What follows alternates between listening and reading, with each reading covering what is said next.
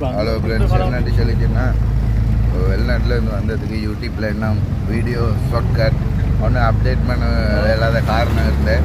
இன்றைக்கு தான் முதலாவது பயணத்தை ஆரம்பித்ததில் இன்னும் தொடர்ந்து வீடியோ வரும். சப்ஸ்கிரைப் பண்ணுறார்கள், என்னை சப்ரைஸ் பண்ணுறார்கள், சப்ரைஸ் பண்ணுறார்கள். என்ன செய்யுங்கன்னா வளமையாக சப்ரைஸ் பண்ணுங்க. இன்னும் வீடியோ போடுறதுக்கு இருக்க இனிமே தான் நாட்டுக்கு வந்து கிடக்கு. அடிதூள் சரவடி கிதாபுல இரியாது எங்கட அதாபு.